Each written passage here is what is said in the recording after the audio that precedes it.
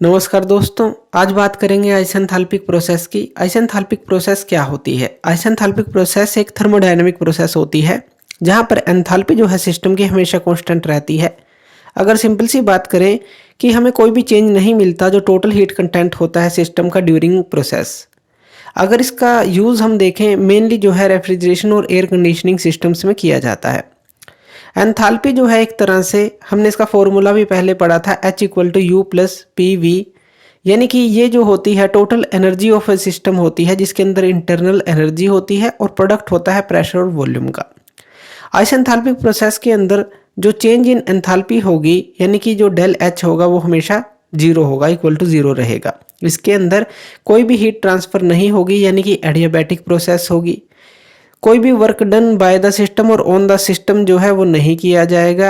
Expansion और compression work हो सकता है लेकिन उस सिस्टम के ऊपर और सिस्टम के द्वारा ये काम नहीं किया जाएगा, लेकिन एक्सपेंशन और कंप्रेशन इसके अंदर हो सकता है।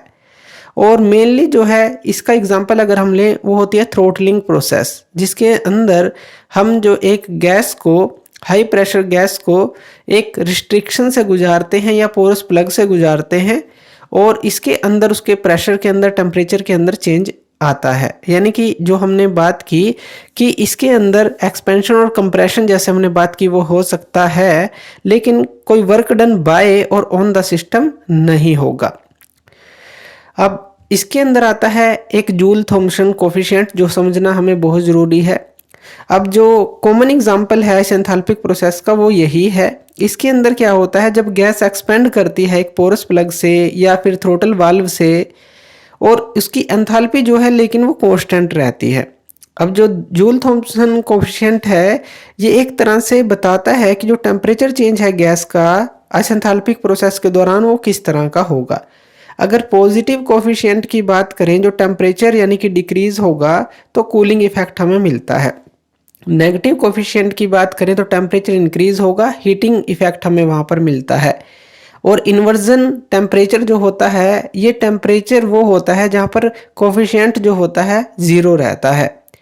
अब आइसेंथैल्पिक प्रोसेस की बात करें और उसके अंदर जूल थॉम्सन कोफिशिएंट की बात करें तो इनकी एप्लीकेशंस आती हैं रेफ्रिजरेशन और एयर कंडीशनिंग में।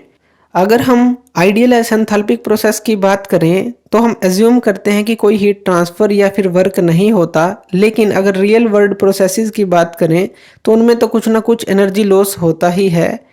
लेकिन आइसेंथैल्पिक असम्पशन हमें ये बताती है कि किस तरह से इंजीनियरिंग कैलकुलेशन जो है उनका अप्रोक्सीमेशन लगाया जाए तो उसमें ये काम आती है।